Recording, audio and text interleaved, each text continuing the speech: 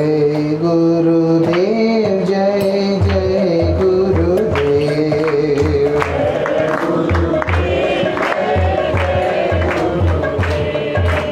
जय गुरुदेव जय जय गुरुदेव।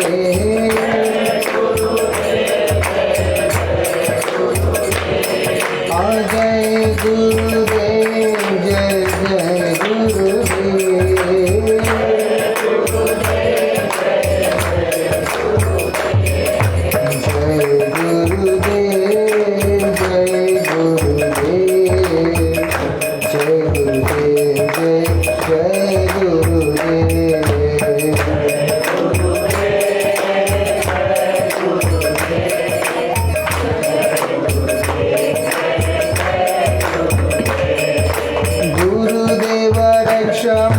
गुरुदेव पाहि मां।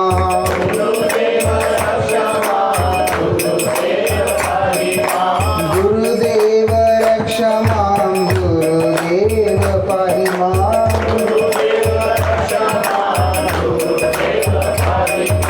गुरुदेव गुरुदेव गुरुदेव गुरुदेव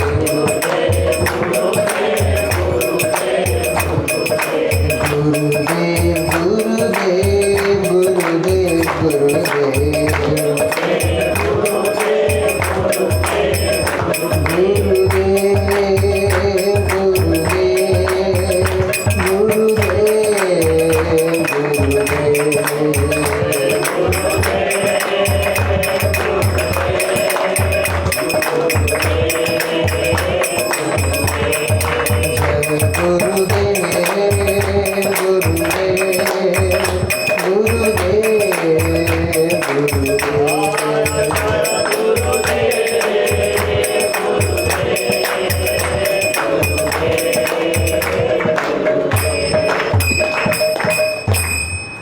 श्री कृष्ण चैतन्य प्रभु नित्यानंद श्री अद्वैत गदाधर श्रीवासदि गौर भक्त वृंद।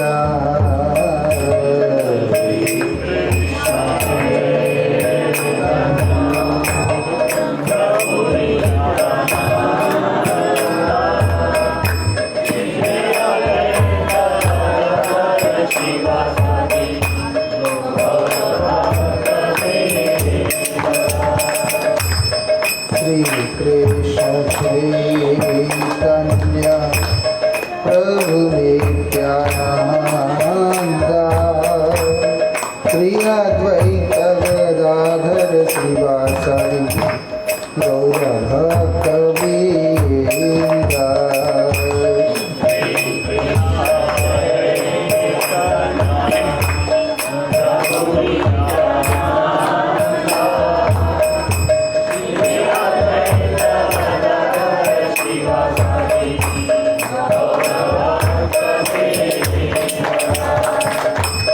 श्री कृष्ण चैतन्य प्रभु नित्यानंद श्री अद्वैत गदाधर श्रीवासदि गौर भक्त वृंद। श्री कृष्ण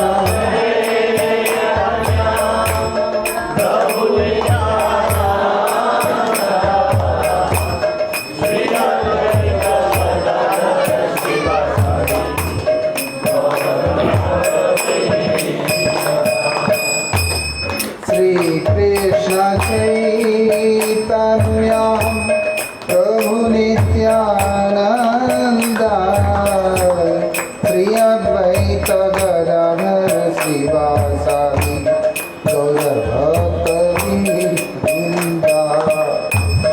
श्री कृष्ण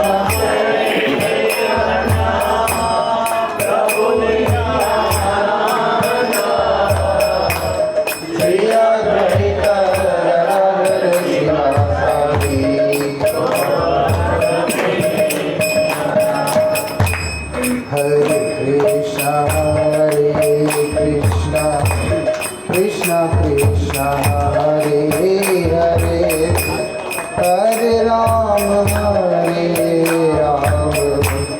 राम राम हरे हरे हरे कृष्ण कृष्ण कृष्ण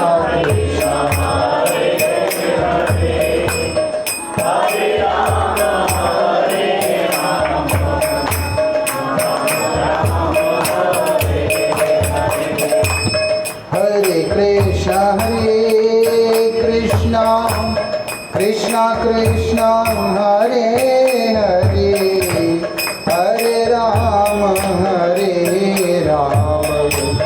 राम राम हरे हरे हरे कृष्ण हरे कृष्ण कृष्ण कृष्ण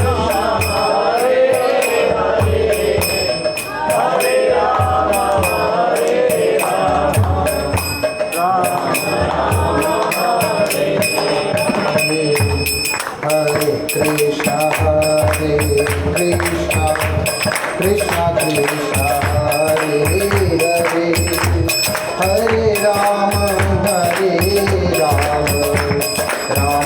राम हरे हरे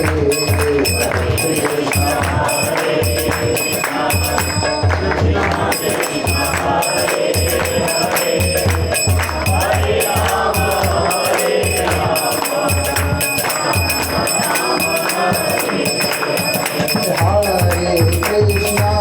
हरे कृष्ण कृष्ण कृष्ण हरे हरे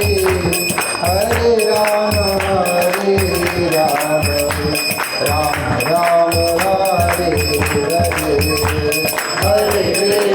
राम हरे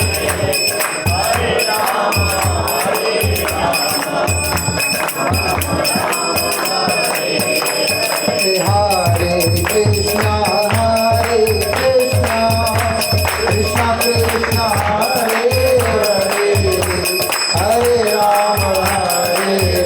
कृष्ण हरे हरे हरे राम राम राम हरे हरे हरे कृष्ण हरे राम हरे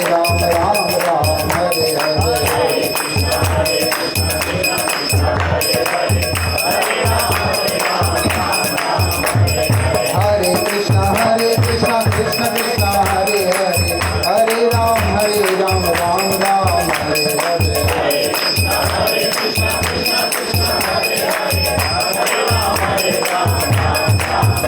हरि बोल हरि बोल हरि बोल हरि बोल हरि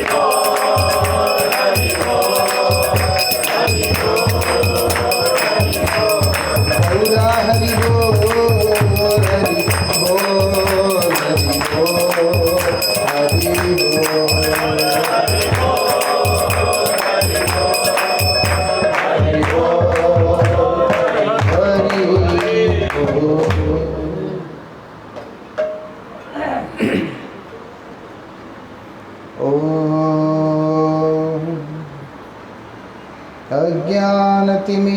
अज्ञानतिमिरान्धस्य ज्ञानाञ्जनशलाकया चक्षुरुन्मीलितं येन तस्मै श्रीगुरवे नमः। नमः ॐ विष्णुपादाय श्रीगौरप्रियमूर्तये श्रीमते भक्तिवल्लभा तीर्थ गोस्वामिने नमः। यतीन्द्रिय नमस्तुभ्यं गौरकृष्ण प्रियात्मने रूपानुगगति ज्ञाय गुरुदेवाय ते नमः। पतित पावन परम करुणामयी परमाराध्यतम श्रील गुरुदेव नित्य लीला प्रविष्टों विष्णुपाद अष्टोत्तर शतश्री श्रीमद् श्रील भक्ति वल्लभ तीर्थ गोस्वामी महाराज जी के अभय चरण में असंख्य कोटि साष्टांग दंडवत प्रणाम करते हुए उनकी हेतु की कृपा प्रार्थना करता। परमाराध्य श्री गुरुदेव की ये महती कृपा है जिसके चलते ऐसे विपत्कर परिस्थिति में भी हम लोगों को हरि चर्चा करने का सौभाग्य प्राप्त हो रहा है। ये तो उनकी ही कृपा है। गुरु कृपा के बिना जीवन में कुछ हो ही नहीं सकता है। ये विशेषता है हमारे जीवन में। परमार्थ सिद्धि गुरु कृपा के बिना कभी भी संभव नहीं होता है। इसलिए अगर हमें हरिचर्चा करने का मौका मिल रहा है उसका पीछे गुरु कृपा का ही प्रभाव है। और दूसरी बात, जिसका परमार्थ ठीक है उसका स्वार्थ भी ठीक रहेगा। परमार्थ में गड़बड़ होगा तो स्वार्थ में गड़बड़ होगा। ऐसा स्वार्थ ठीक होने से परमार्थ ठीक नहीं हो सकता, लेकिन परमार्थ ठीक होने पर स्वार्थ जरूर ठीक होगा। स्वार्थ ठीक हुआ तो वो आदमी संसार में फंस जाता है। उसका दुनिया का सब कुछ अच्छा चल रहा है, बड़ा आनंद आ रहा है, वो दुनिया में फंस गया। फिर उसके जीवन में परमार्थ कहाँ दूर चला गया उसको पता नहीं होता है। उसके जीवन में परमार्थ कहाँ दूर में चला गया वो उसको पता नहीं होता है। लेकिन मान लो परमार्थ जिसका ठीक हो गया तो उसके अंदर भोग करने का वृत्ति खत्म हो जाता है। जिसके जीवन में भोग वृत्ति खत्म हो गया तो उसके कर्म जो है केवल जीवन निर्वाह के उद्देश्य से होता है। तब उसका स्वार्थ भी ठीक हो जाता है। दुख हमें कब मिलता है? भोग की अभिलाषा हो तो ही दुख मिलता है। जिसको जीवन ही निर्वाह करना होता है उसके जीवन में दुख नहीं होता। फिर इसलिए परमार्थ बहुत ज्यादा जरूरी होता है। परमार्थ जहाँ पर हानि होता है वहाँ पर जीवन अस्त व्यस्त हो जाता है। इसलिए हमारे परमार्थ को संरक्षण करने का काम कौन करता है? बोलते गुरुदेव करते हैं। इसलिए उनकी का कृपा है कि हमको ये अवसर प्राप्त हो रहा है। एक तो अचानक आया हुआ यात्रा है तो इसलिए आज का दिन कहीं और कीर्तन होता शायद मैंने वही जाना था। ये गुरुवार का कीर्तन है, यहाँ पे होता है। वो पता नहीं, हो तो भगवान को गुरुदेव को पता है किसका वो भाग्य है, उन्होंने किस पे कृपा करना होता है तो तुमको पता है। ये है कि हमको सत्संग मिल रहा है इतना जरूर पता है। एक बात, सत्संग से क्या होता है? भगवान के प्रति प्रेम होता है। एक बात, हमारे पूर्व आचार्य श्रील भक्ति विनोद ठाकुर जी महाराज कल्याण कल्पतरु नाम के ग्रंथ में बड़े सुंदर उपदेश दे रहे हैं। क्या बोल रहे हैं? बोलते ध्यान से सुनो। किसको बोल रहे हैं? रसिक जन।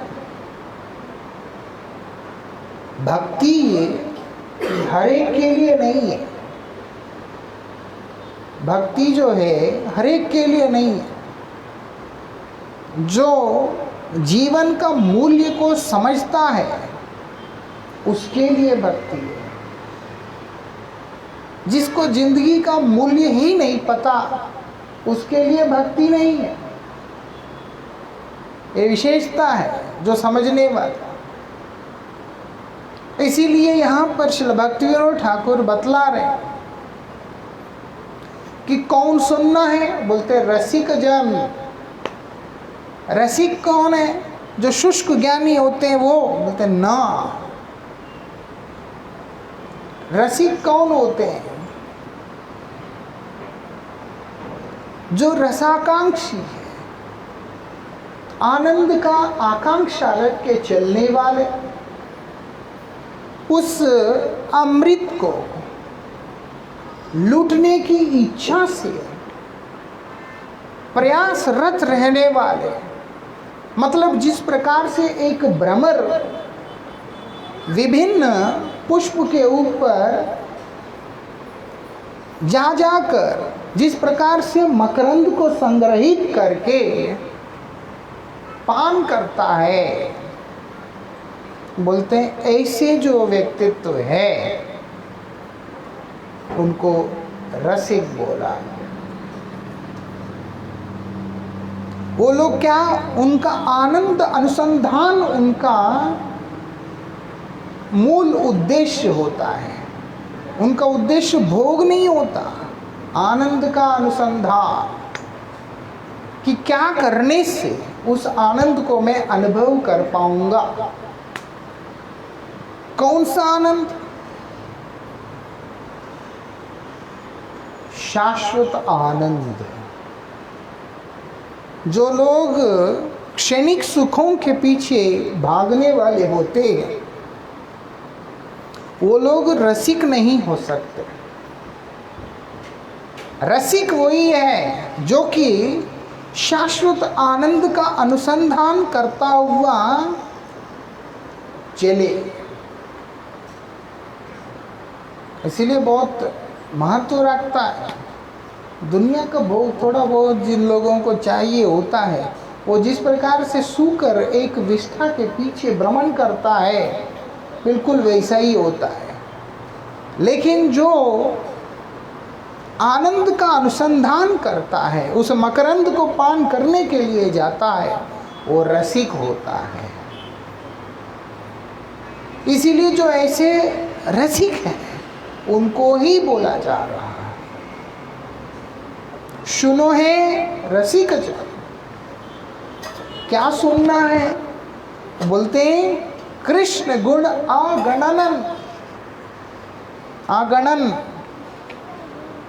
भगवान के जो गुण हैं, श्री कृष्ण के जो गुण हैं वो गिनती से परे है। आप उसको सीमित नहीं कर सकते। गिनती से परे के गुण हैं। किसके? बोलते श्री कृष्ण। किसको बोल रहे हैं? रसिकों को बोल रहे हैं। ऐसा अक्सर लोगों को लगता है भजन तो ऐसे ही है, किसी टाइम पास है। बोलते ना, वास्तविकता में जीवन का रस को जो लेना चाहता है उसके लिए कृष्ण का भजन है। इसलिए बोलते भगवान के गुणों का कोई गणना नहीं है। यहाँ तक कि अगर मैं आपको बताऊं, अनंत कही के नाही पारे, अनंत देव भी जिनकी महिमा का कीर्तन करने में समर्थ नहीं है। ऐसा क्यों? कितना भी कीर्तन करे, कहीं पे भी उस कीर्तन का विश्राम बोल करके, कोमा बोल करके, पॉज बोल करके कुछ होता नहीं। वो कैसे चल रहा है? आप प्रतिहता भाव में चल रहा है। और कब से चल रहा है? बोलते हैं अनादिकाल से चल रहा है।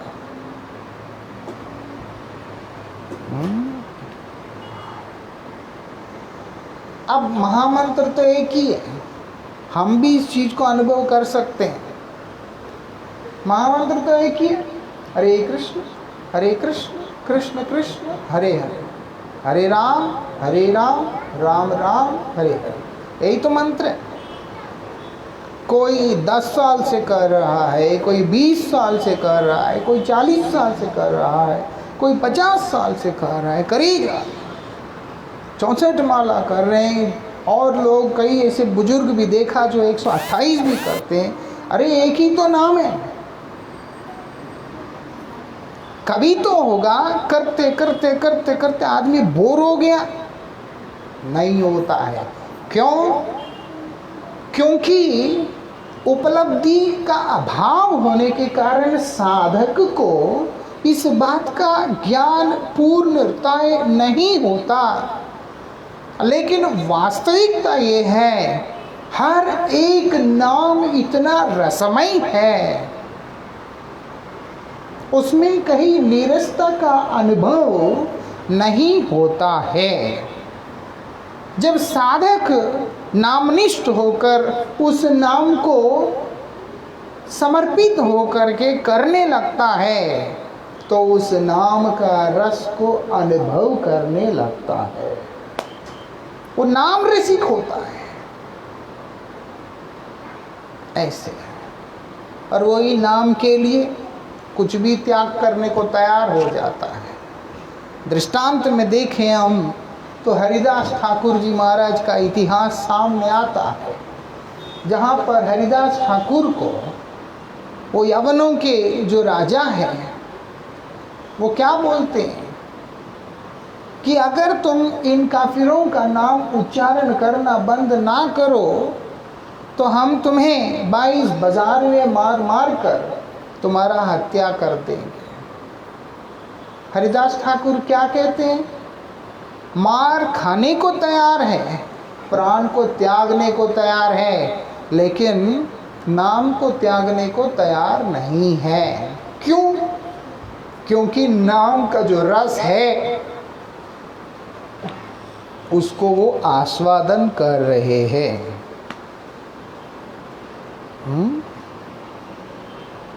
नाम का रस इतना अधिक है, उसका आस्वादन करने के कारण उसके सामने प्राण त्यागना भी एक क्षुद्र चीज की तरह दिखलाई पड़ रहा है। कोई उसका महत्व नहीं लग रहा।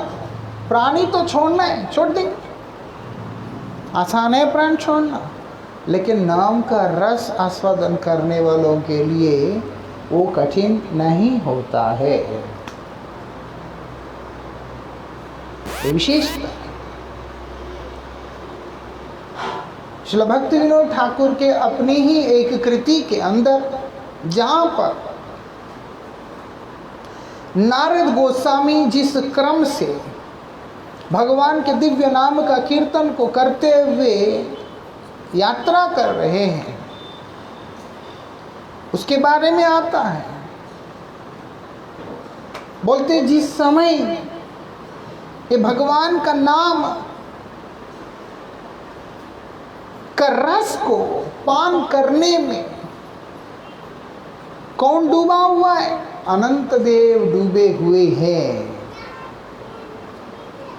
तो इसी के प्रभाव से माथे के ऊपर घूमता हुआ पृथ्वी भी उनको एक छोटी सी सरसों के दाने की तरह प्रतीत हो रहा है।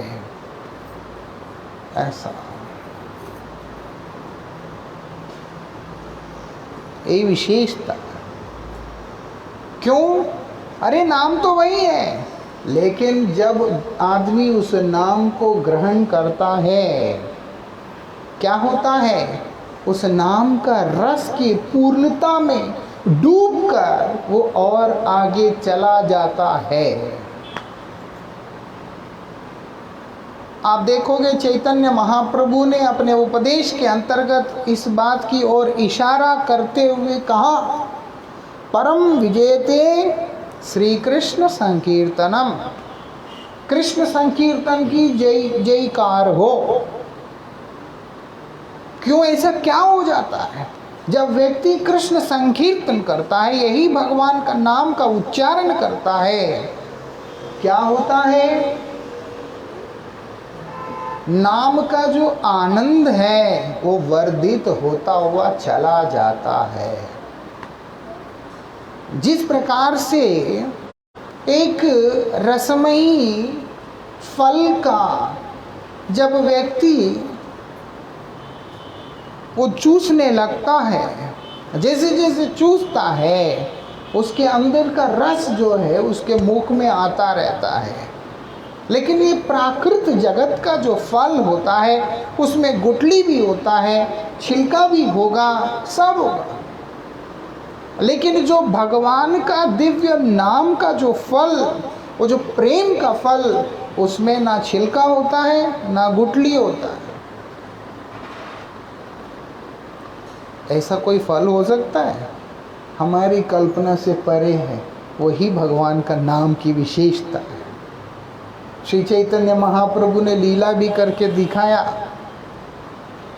मायापुर के अंदर आमघाटा नाम के जगह में उन्होंने डाल दिया, आम के पेड़ निकल गए, फल निकल गए और तोड़ तोड़ के सबको दिया खाने के लिए। ऐसा फल जिसमें ना छिलका है ना गुठली है, सब खा रहे हैं उसको। और विशेषता क्या है? वो समाप्त भी नहीं होता। वो कैसे समाप्त होगा? आदमी खाने के बाद खत्म हो गया, दूसरा, ऐसा होता नहीं। एक खा के भी किसी का पेट जो है जगह नहीं बचा, लेकिन फल अभी भी है, ये होता है। मतलब है रस है, आनंद है। और उसकी वर्णना अनंत देव भी नहीं कर पाते। सोचे कि अनंत देव ही कर ले, साधारण क्षुद्र जीव की बात तो कहना ही क्या। एक साधारण जीव उसका क्या वर्णन कर सकते? इसीलिए बता रहे हैं, जिसको ब्रह्म में विलीन होना है, जिसको अपना स्वरूप को स्तब्ध करना है, उनके लिए है ही नहीं है ये। जिसको आनंद लेना है उसके लिए ही है। एक बार एक महात्मा आके परम पूज्य पाद श्रील भक्ति विज्ञान भारती गोस्वामी महाराज जी से कह रहे हैं कि मैं तो सोचा शांति से भजन करूँगा, लेकिन ऐसा माहौल नहीं मिलता है। महाराज जी हंसते हुए उनसे कहते हैं कि अगर आपने शांति से भजन करना है तो आप जो है अद्वैतवादियों के बीच में जाओ, ब्रह्मवादियों के बीच में जाओ, इधर नहीं। बोलता अगर शांति है तो भक्ति नहीं। मतलब अलग अलग प्रकार के भावों के साथ में संयुक्त होकर रस की अनुभूति, वही भक्ति है। भक्ति की ऐसी विशेषता, सेवा की ऐसी विशेषता, करते करते करते करते जो व्यक्ति है वहाँ पर आनंद का इतना अनुभूति होता है जो कोई कल्पना भी नहीं कर सकता है, कोई वर्णन भी नहीं कर सकता है। आप देखो भक्ति की ऐसी विशेषता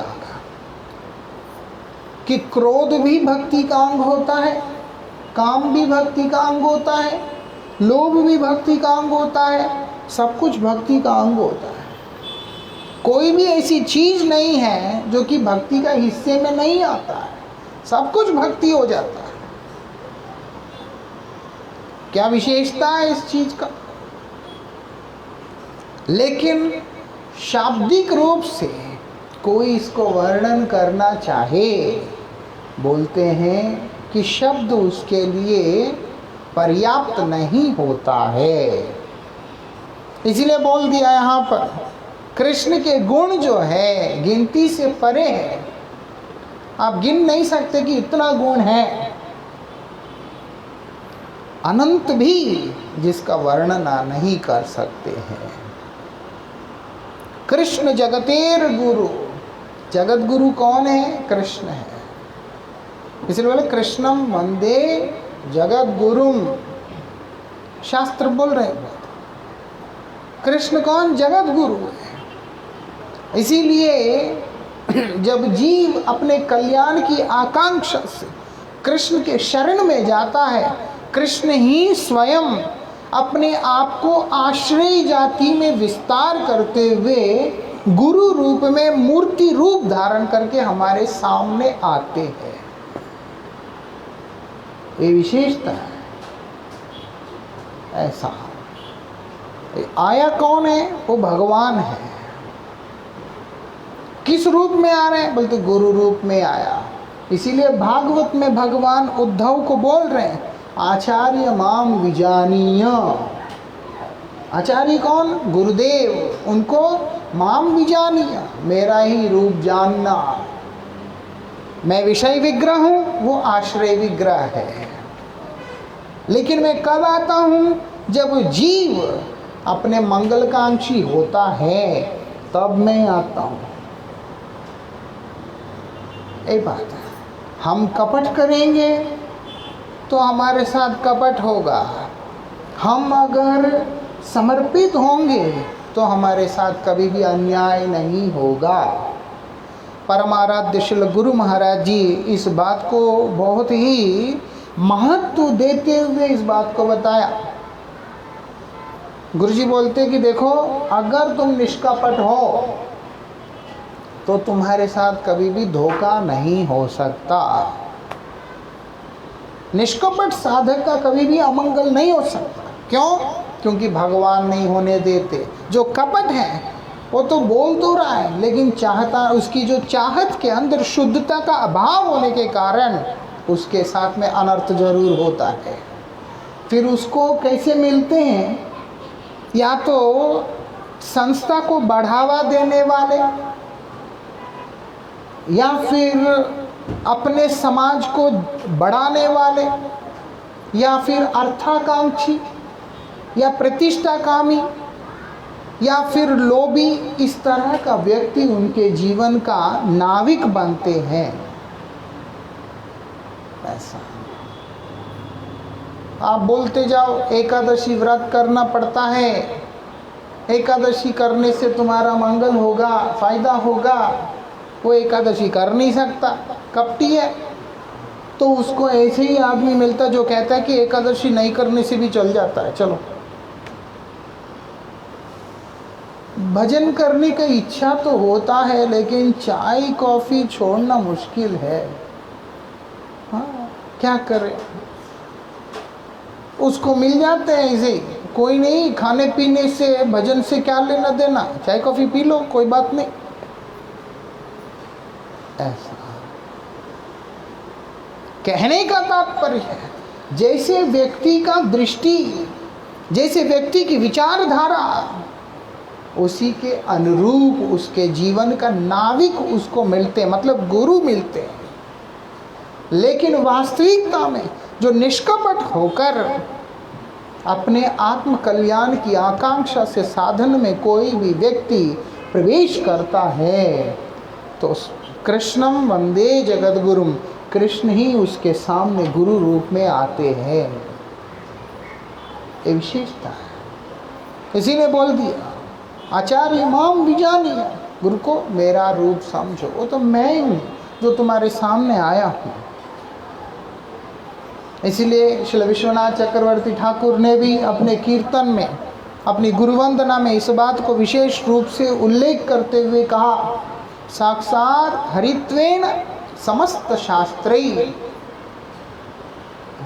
तमाम शास्त्रों का यही सार है। कि गुरु कौन है? बोलते हैं साक्षात हरि है। किंतु प्रभुर्य प्रियैव तस्य, यद्यपि वो भगवान का ही रूप है, लेकिन किस तरह का रूप है? आश्रय जाति का रूप है, सेवक रूप है। भगवान ही जब भक्त भाव में होते हैं वही गुरु होते हैं। जब बोलते कृष्णम वंदे जगत गुरु, यही बात है। किसको बोल रहे हैं? रसिक जनों को, हर एक को नहीं। और आगे कहते हैं कृष्ण वांछा कल्पतरु। कृष्ण कौन है? वांछा कल्पतरु है। हमारी जो कामनाएं हैं, हमारी वांछा, उनको पूर्ण करने वाले कल्पवृक्ष के समान है। एक साधक के हृदय में जो कोई भी कामना है उसको पूर्ण करने का काम कौन करता है? बोलते कृष्ण करते हैं। ये बात है। इसीलिए साधक को ये बात समझना चाहिए कि मुझे कृष्ण ही का शरण होना है, मतलब केवल मात्र कृष्ण के ही शरण लेना है। इधर उधर डाइवर्शंस नहीं, डिस्ट्रैक्शंस नहीं। कृष्ण मतलब कृष्ण, ऐसा। जिसको इस बात की अनुभूति है वो क्या बोलते हैं? कृष्णात् परम किमपि तत्वम अहम न जाने। कृष्ण से परे, कृष्ण से श्रेष्ठ कोई और तत्व है। तत्व मतलब यथार्थ, सत्य जिसको कहते हैं। बोलते हैं मैं तो नहीं जानता। ऐसा कब अनुभव किया? जब कृष्ण साधन किया और कृष्ण सिद्धि लाभ किया, तब वो यह बात को बतला रहे हैं। अपनी अनुपलब्धि को जगत के आगे प्रकाशित करते हुए बोल रहे हैं कृष्णात् परम किमपि तत्वम, और कोई तत्व है मैं तो नहीं जानता। ये बात है।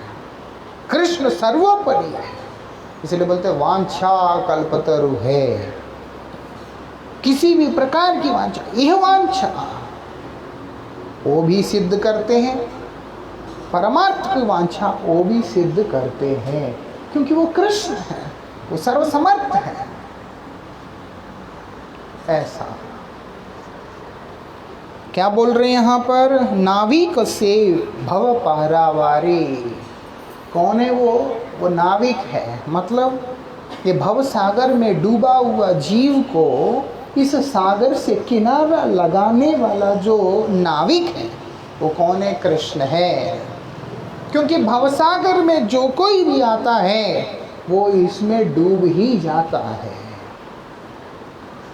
ये भवसागर में जो कोई भी आया वो इस सागर में डूबा ही डूबा है, वो उसमें से उबरा नहीं है। कौन उसको उबारेगा? बोलते हैं कृष्ण उबारेगा। ये भवसागर में तैरना वो किसी के बस का काम नहीं है।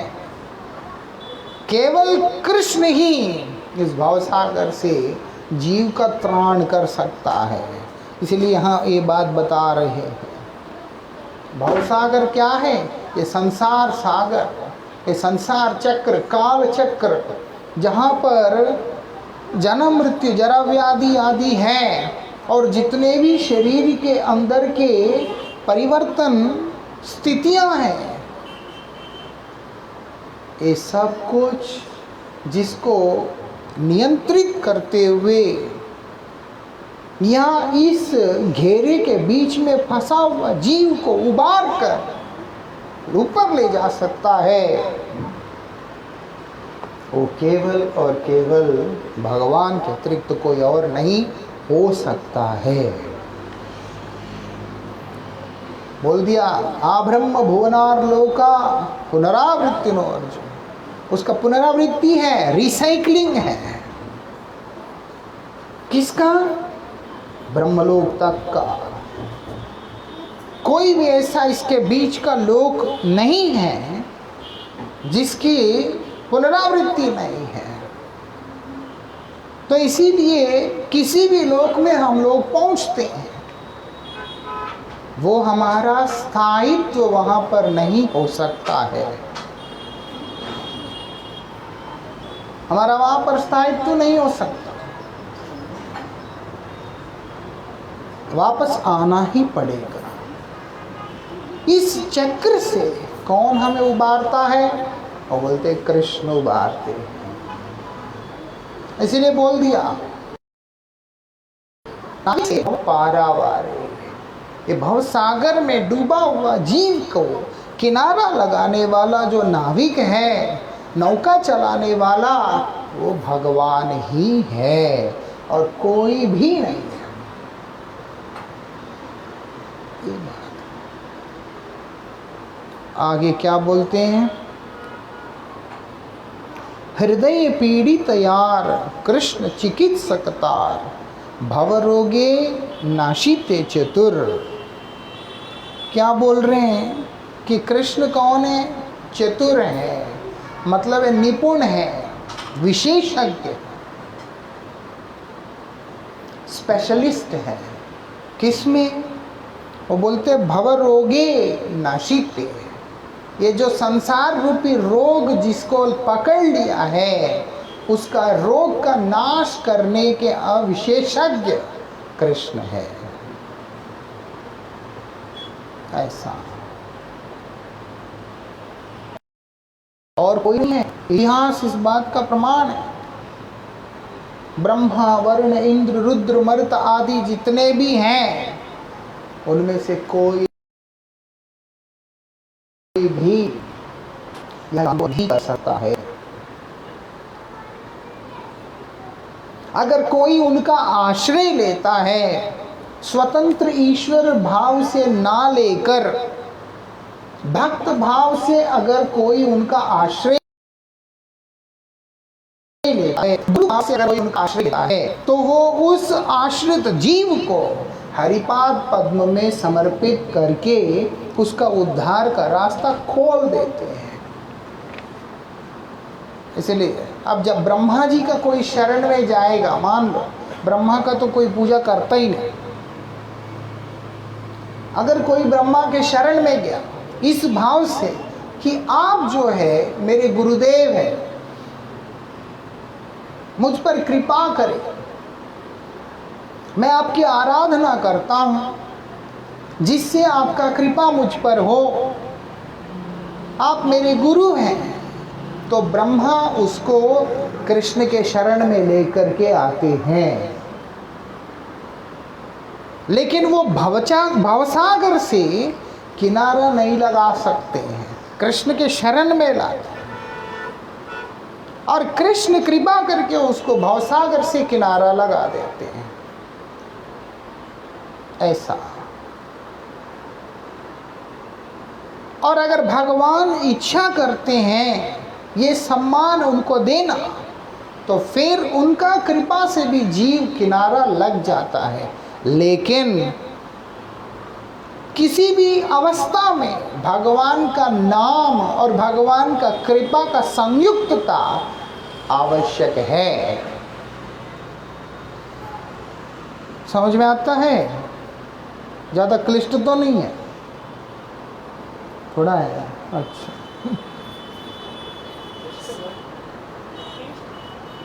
बात यह है, क्या बोल रहे हैं? भवरोगे नाशिते चतुर। चतुर विशेषज्ञ, नाशिते मतलब नाश करने में। क्या? भवरोग, संसार का रोग। अब मैं वही बात बता रहा था, कृष्ण के अतिरिक्त अन्य कोई भी देव अथवा देवी हैं जिनका अगर हम लोग आश्रय लेते हैं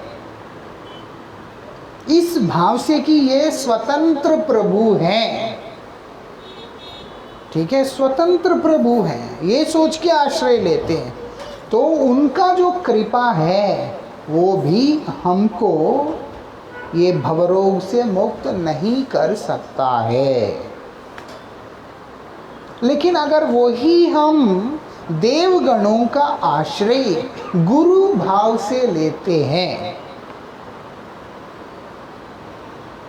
ईश्वर भाव से नहीं, गुरु भाव से ले, तो उनका कृपा हमें भगवान के शरण में लेकर के आता है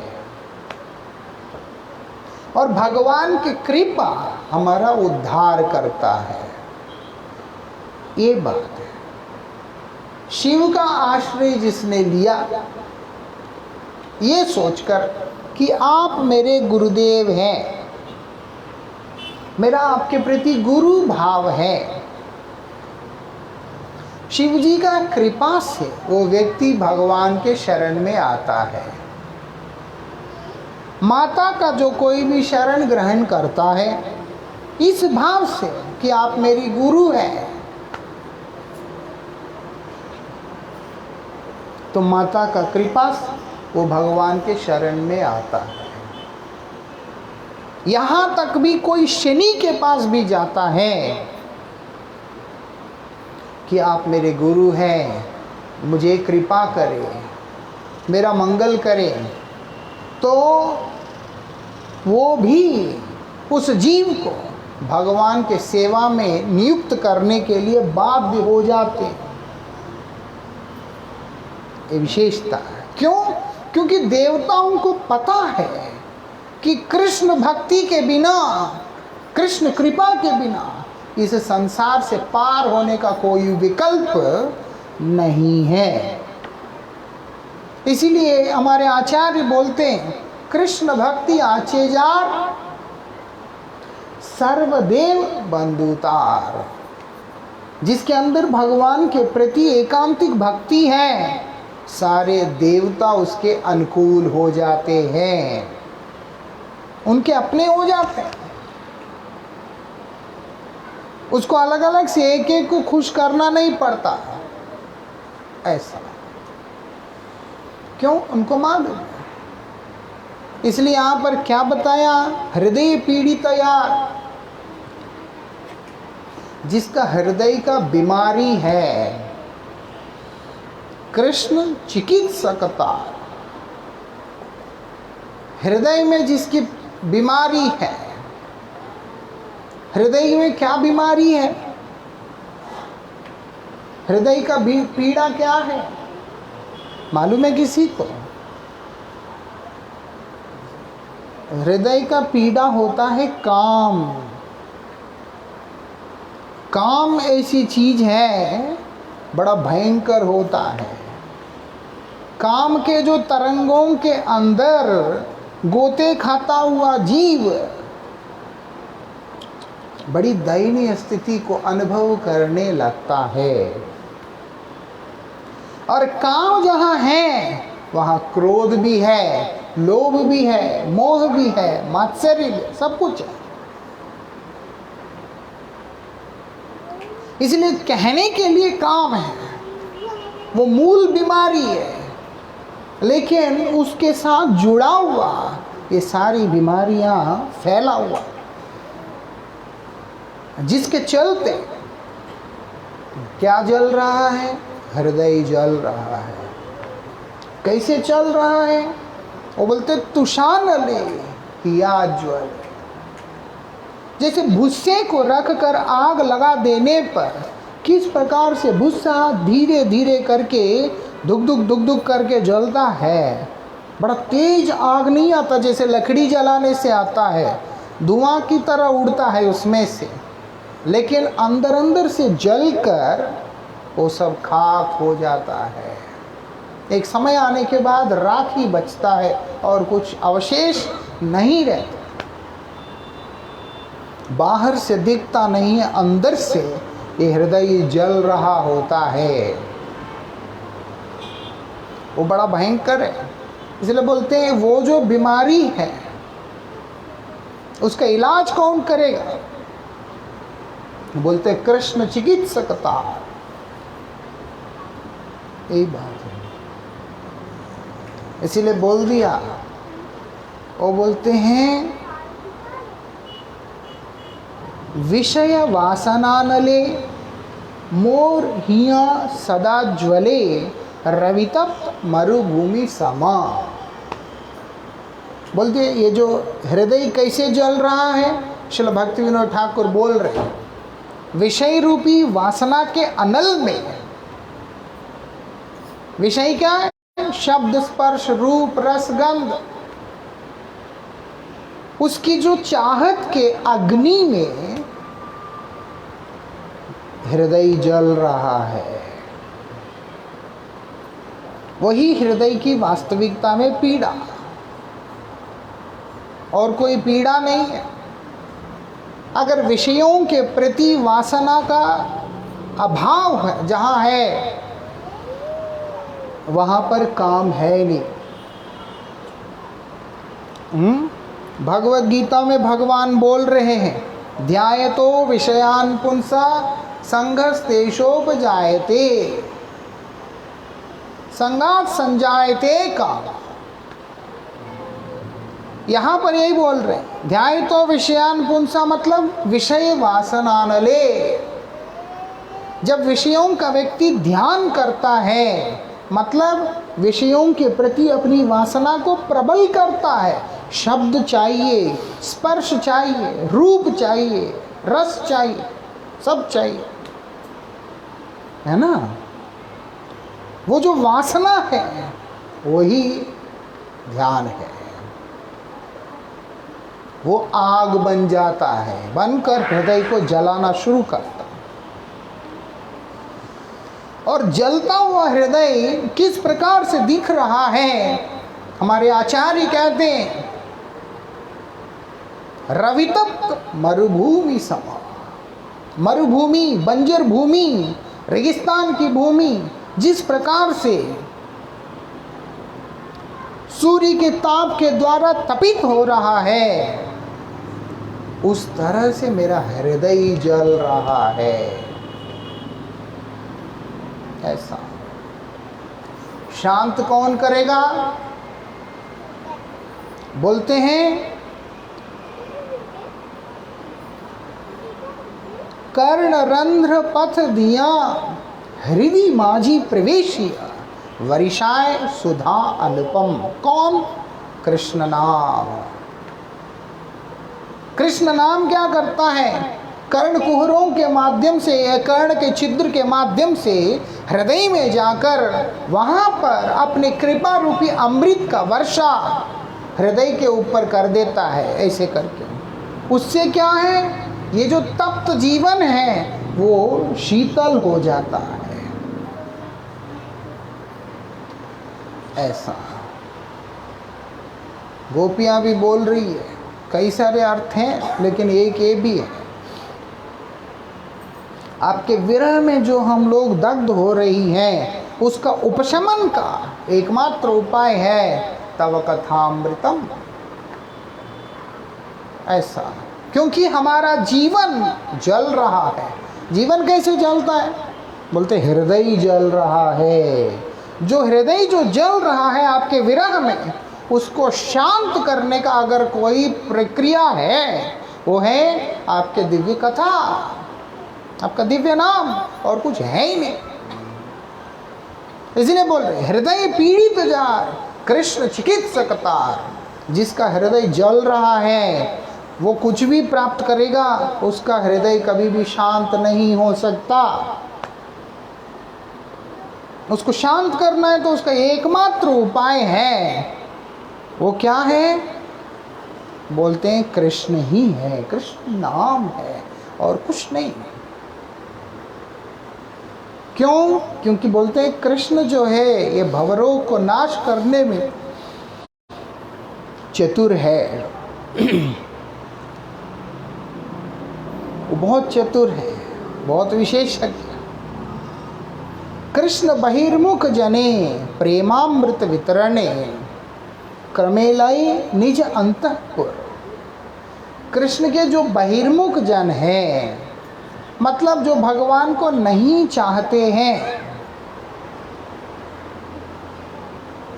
या भगवान को चाहते जरूर हैं लेकिन भगवान के हो नहीं पा रहे हैं।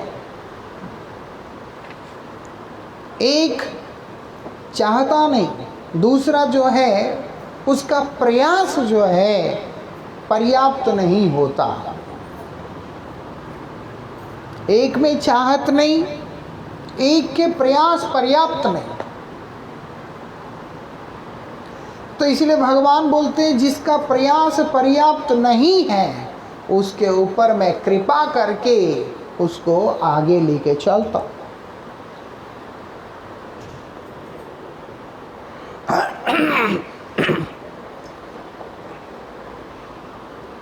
उसका प्रयास पर्याप्त नहीं है लेकिन प्रयास तो कर रहा है, इसलिए भगवान कृपा करके उसको क्या कर रहे हैं, प्रेमामृत वितरणे, अपने प्रेम का जो अमृत है उसका वितरण करते हैं, दान करते हैं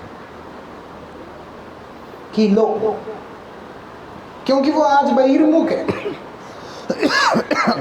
वो आज बहिर्मुख है, उसको उन्मुख करना है। कैसे करेंगे, उसके लिए बोलते हैं प्रेम दान कर रहा हूं करके क्रमेले निज अंतःपुरे, धीरे धीरे धीरे उसको अपने अंतरंग में लेकर के आते हैं, धीरे धीरे उसको अपने अंतःपुर में लेके आते हैं।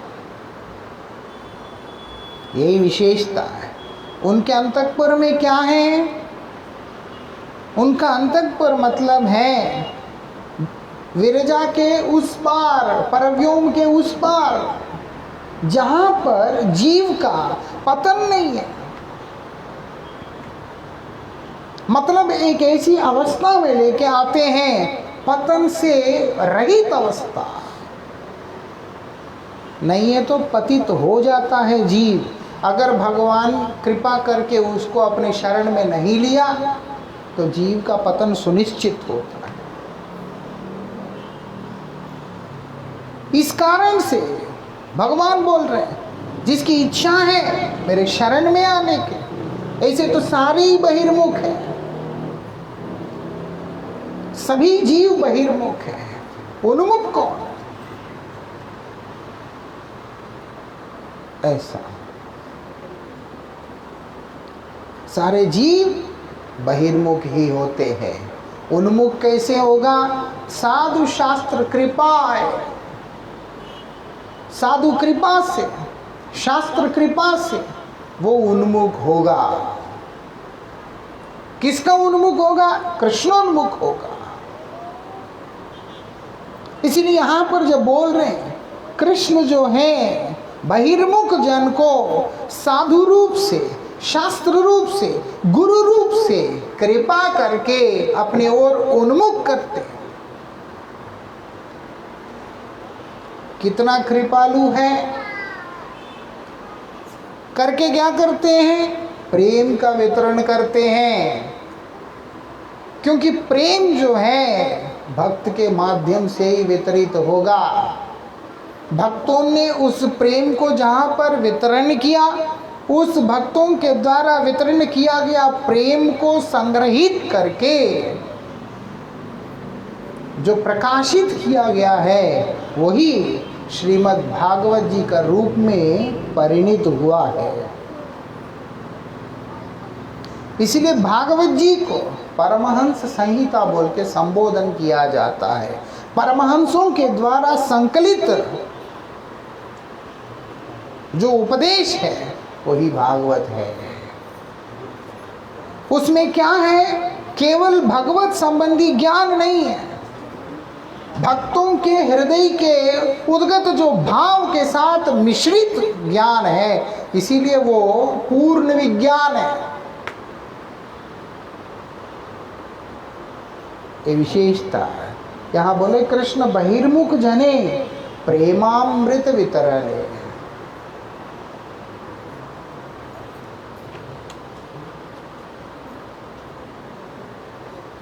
कृष्ण बहिर्मुख जन प्रेमामृत वितरण। किस प्रकार से उस प्रेम का अमृत वितरण कर रहे हैं? साधु रूप से, भागवत जी के रूप में, गुरुदेव के रूप में। इसलिए ब्रह्मा जी ने बता दिया कि भक्त भगवान को जो है, जो भक्त भागवत है भगवान को प्रेममयी नेत्रों से दर्शन करता है, इसीलिए उसका जो अभिव्यक्ति है, उसकी अनुभूतियां, वो सब प्रेममयी होते हैं। इसलिए शब्द ब्रह्म और स्वयं भगवान के प्रियतम भक्त, एक प्रणयी भक्त, क्या हुआ? ज्यादा कठिन हो रहा है क्या? ध्यान से समझना है।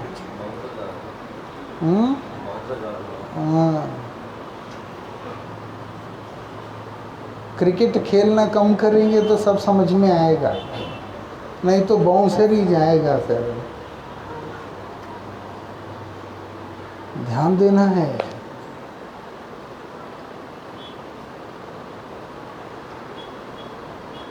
क्या बोल रहे हैं वहां पर? क्रम से धीरे धीरे वो क्या करते हैं, अपने अंतरंग में उन्हें शामिल कर लेते हैं। किसको? जो बहिर्मुख जन है, मतलब किसी भी जीव को भगवान छोड़ते नहीं, त्यागते नहीं है। यही एकमात्र भरोसा हम लोगों को भगवान उस प्रेम का भिक्षा लिया, गौर रूप में अवतीर्ण होकर, और उसी को संपूर्ण जगत को वितरण भी किया।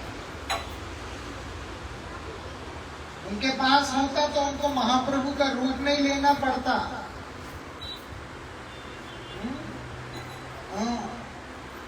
अगर उनके पास होता तो उनको महाप्रभु का रूप क्यों लेना है? राधा रानी का भाव और कांति को क्यों लेना है? राधिका कौन है? उज्ज्वल रसाचार्य है, सर्वश्रेष्ठ रस का जो है आचार्य, शिरोमणि, महाभाव स्वरूप है। और कृष्ण उनके सामने एक शिष्य है। शिष्य बनकर उन्होंने उनकी कृपा से उस प्रेम रस को प्राप्त करके अपने आप को जब धन्य किया, तब उनका हृदय का प्रबल इच्छा हुआ कि संपूर्ण ब्रह्मांड को इसी प्रेम को मुझे वितरण करना है। स्वयं आचरण करके दिखा रहे कि प्रेम कहाँ है? मेरे भक्त के पास में है, राधिका जी के पास में है, राधिका जी के अनुगत जनों के पास।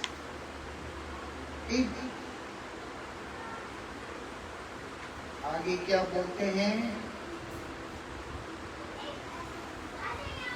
कर्म बंध ज्ञान बंध आवेश मानव अंग, तारे कृष्ण करुणा सागर। बोलते हैं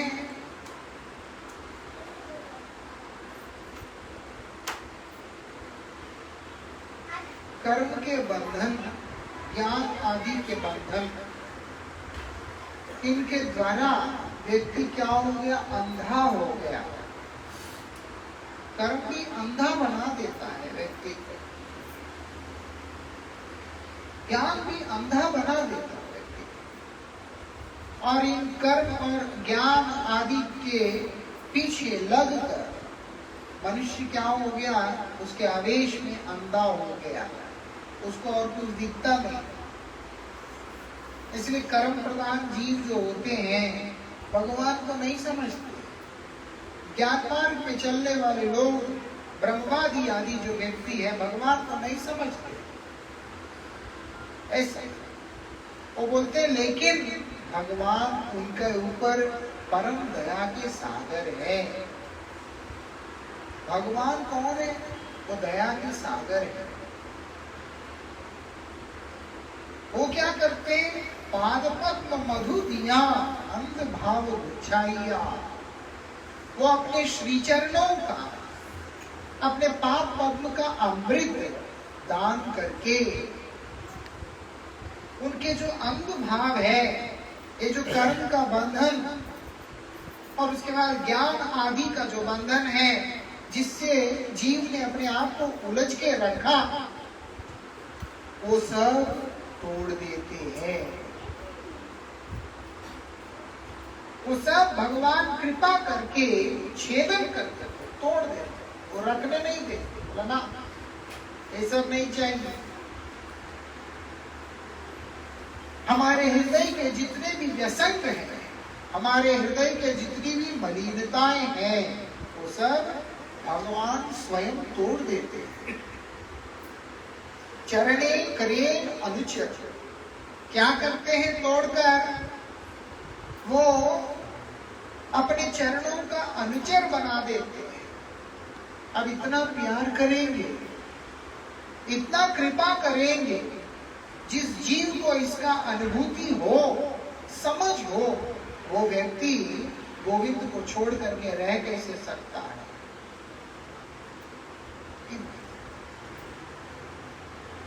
अब जो है, जैसे हमारे परमाराध्य गुरुदेव हैं, उन्होंने बार बार जाके गुरुदेव गुरुदेव बोलने के लिए हमको थोड़ा ना कुछ दिया उन्होंने।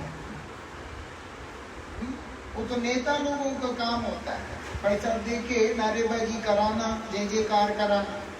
गुरुजी ने थोड़ा हमको कुछ दिया ऐसे कि तुम जो है हर जगह जाके गुरुदेव का कृपा बोलते रहो। क्यों बोल रहे हैं?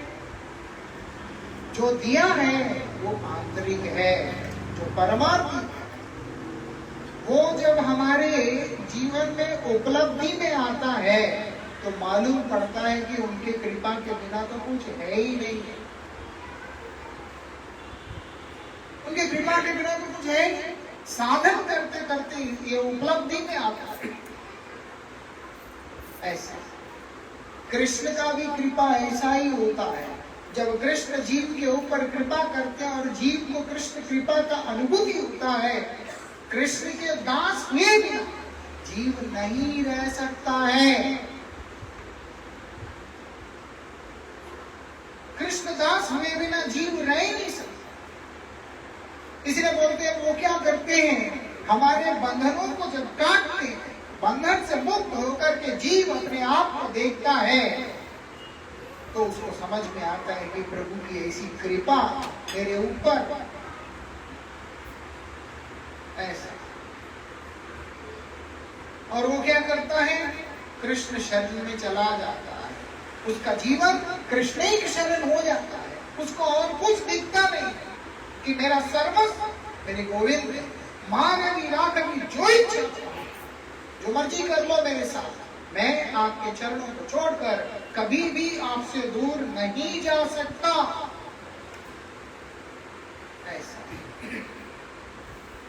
क्यों? क्योंकि उपलब्धि है जीवन में। छोड़ के वही जाता है जिसके जीवन में उपलब्धि नहीं है। जिसने लाइफ में कुछ उपलब्धि की है, हासिल किया, प्राप्त किया, उसके लिए भगवान एक ऐसा व्यसन है जिसको वो कल्पना में भी छोड़ करके अपने जीवन को रख नहीं सकता है। वृंदावन बिहारी लाल की जय। हाँ, ये बात क्या बोल रहे हैं? कृष्ण के प्रति इतने करुणा के सागर होते हैं, इतना करुणा के सागर होते हैं कि वो उनको भटकने नहीं देते हैं। क्या देकर? पाद को मधु दिया, अपने श्री चरणों का अमृत दान करके। आगे बोलते हैं, विधि मार्ग रथ जने स्वाधीनता रत्न दाने, राग मार्गे कराम प्रवेश। विधि मार्ग रथ जने, विधि मार्ग में जो व्यक्ति रथ होता है, जैसे कोई पहले बहिर्मुख है, बहिर्मुख से उन्मुख होता है, और ये जो उन्मुखता व्यक्ति को एक क्रम में लेकर के जाता है। उस क्रम को, उस विधि को ही विधि मार्ग कहते हैं, जहां पर सेवा नीति के द्वारा किया जाता है। बहिर्मुख है, वो उन्मुख तो हुआ, लेकिन नीति का सेवा करता है। कैसे? लेकिन जब सेवा कर रहा है, जैसे अब हम सब हरिनाम लेके सेवा कर रहे हैं, सेवा करते करते बोल रही थी, हतोत्साहित नहीं होना, भगवान परम दयालु है। क्या करते? स्वाधीनता रक्तदाने, वो अपने स्वाधीनता रूपी रक्त का दान करते हैं। मतलब जब व्यक्ति नीति के साथ, नियम के साथ भगवान की सेवा में तत्पर रहता है, उपयुक्त समय आने पर भगवान उसको अपना दासत्व में स्वीकार करके प्रेम भक्ति प्रदान कर देते हैं। इसलिए बोलते हैं जो प्रेम भक्ति के आकांक्षी रसिक भक्त हैं, उनको बोल रहे हैं सावधानी के साथ कृष्ण ही का शरण हो जाना। जो तुम्हें मौका मिला ये कोई साधारण मौका नहीं है। ये जो मौका मिला ये दोबारा मिलेगा नहीं। ये तो परम दयालु भगवान की कृपा से ये मौका मिला। इसीलिए बड़े गंभीरता के साथ, क्योंकि तुम्हारे जीवन में आज कर्म का बंधन नहीं, ज्ञान का बंधन नहीं, तप त्याग आदि का बंधन नहीं, केवल भक्ति का ही एक शिक्षा है। इसलिए निष्कपट भाव से उस भक्ति मार्ग में चलते रहो। और भक्ति महारानी की कृपा से, नाम प्रभु की कृपा से उस अमृत को पान करोगे, जहां पर कृष्ण तुम्हें अपने शरण में ले लेंगे और तुम्हारा जन्म सार्थक कर देंगे। और क्या बोलते हैं,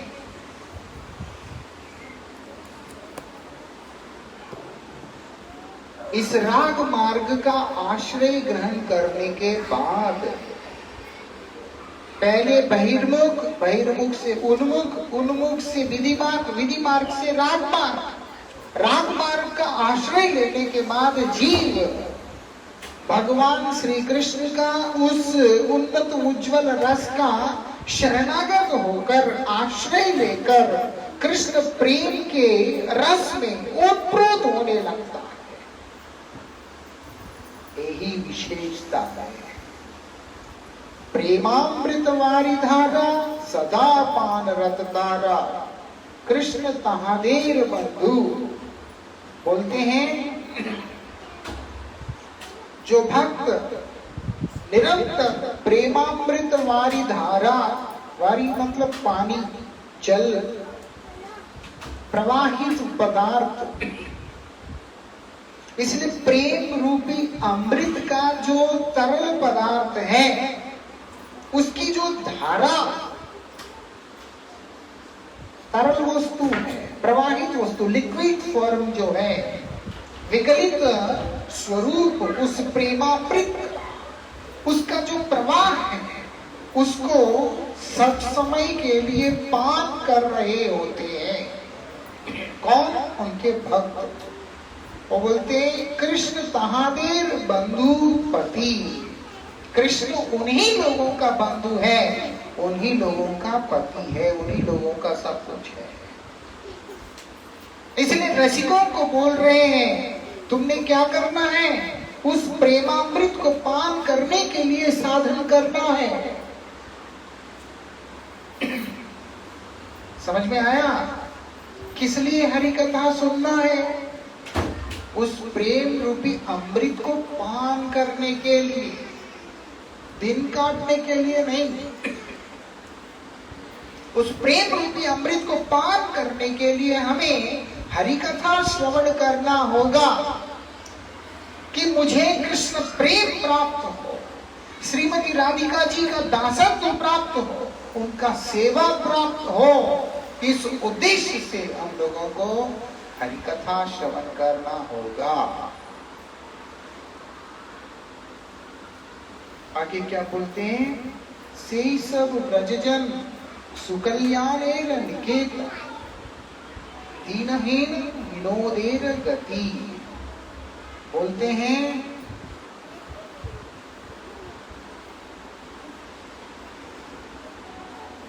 से सब ब्रजजन, ऐसे जो व्यक्ति होगा वही ब्रजजन होगा।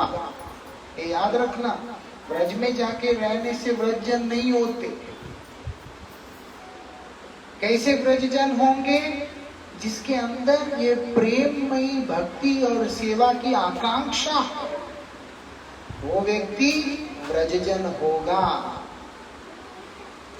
यहां पर बता रहे, इसीलिए रसिकों को बता रहे, जो सिर्फ कथा में आगे टाइम पास करते हैं, मनोरंजन करते हैं, उनके लिए नहीं। जो लोग अपने आत्मकल्याण के लिए आते हैं, भगवान के प्रेम को प्राप्त करने के लिए आते हैं, जिनका जीवन का उद्देश्य बड़ा ही गंभीर होता है, जैसे छोटी मोटी चीजों को लेकर के अक्सर होता रहता है, जैसे वो मेरे से गुस्सा है, ये मेरे से चिढ़ता है, ये मेरे से नाराज है, या उसका जो है परेशानी है, दिमाग खराब है, फलाना है, ये है, वो है। कौन किसका है दुनिया में देखा जाए तो? हमको तो ये देखना है कि हरि कथा मुझे मिल रहा है, हरि कीर्तन मिल रहा है, मुझे अपना मंगल करने का मौका मिल रहा है, और आगे बढ़ो, तब जाकर के भगवान मिलते ना। अपने व्यक्तिगत विचारों को अथवा अपने अंदर की जो कलेशों को अगर हम लेकर के हरि चर्चा में बैठते हैं, वो आदमी रसिक नहीं हो सकता। मैं क्यों बोल रहा हूँ? क्योंकि इधर आते हैं, जब 4 आदमी आते हैं तो कुछ ना कुछ होता रहता है। ये दुनिया का रीति है, ये दुनिया का रीति है, इधर उधर सब जगह पे होता है। तो रसिक जो होगा वो अपने आप को उतना तक सीमित करेगा नहीं। वो क्या करेगा? वो रसिक जो होगा अपने आप को सीमित नहीं करेगा। उसका लक्ष्य जो है उस प्रेमामृत को प्राप्त करना, क्योंकि प्रेमामृत जिसको प्राप्त हुआ वही व्यक्ति कृष्ण का होता है और कृष्ण भी उसके होते हैं। बाकी सब तो ऐसे ही चला जाएगा। और वही व्यक्ति जहां कहीं भी है, वो अपने गुरु के साथ में है, वो गौरहरि के साथ में है, वो भगवान के साथ में है। इसलिए बोलते हैं वही सब ब्रजवासी, वही सब ब्रजजन है, ब्रज के। और वो लोग कौन है? सुकल्याणेर निकेतन। वो लोग जहां पर अपना चरण रखते हैं वहां पर परम मंगल होता है, मंगलमय स्वरूप हो जाते हैं। और श्रील भक्तिविनोद ठाकुर बोलते हैं, मुझ जैसे दीनहीन का वही गति है, एकमात्र आश्रय, और मेरा कोई है नहीं है। इसीलिए इसी भाव को रखते हुए दृढ़ता के साथ में हरि कथा को श्रवण करना, हरि कीर्तन को श्रवण करना, हरि भजन करना, जीवन में आए हुए उतार चढ़ाव को, बीमारियों को, छोटे मोटे कलेशों को, आपस के मतभेदों को कभी भी बढ़ावा दे के उसको बड़ा करना नहीं। करना क्या है? क्या करना है? मन लगा के भजन करना है। हरि कथा जो आज हमें मिल रहा है, क्योंकि हरि कथा अत्यंत दुर्लभ है, उतनी दूर से भक्त चल के आते हैं ताकि ये आशा से कि 4 आदमी हरि कथा श्रवण करके अपना मंगल करेगा। उस भक्त का, ऐसे वैष्णव का संग लेकर के हमें आगे बढ़ जाना है। चलो मैं आगे चलता हूँ, तभी तो प्रेम मिलेगा, तभी तो कृष्ण शरण मिलेगा, तभी तो जन्म सफल होगा। हमारे आचार्य बोलते हैं, जन्म सफलतार कृष्ण दर्शन जार। भगवत दर्शन जिसको हुआ उसी का जन्म सफल है। और भगवान का दर्शन कब होगा? प्रेममयी भक्ति जिसके हृदय में होगा, उस प्रेमामृत को जो निरंतर पान कर रहा है, उसी में रत हो गया, डूब गया, केवल उसी को हो सकता है, अन्य किसी को इसका प्राप्ति नहीं हो सकता है। वृंदावन बिहारी लाल की हरे कृष्ण।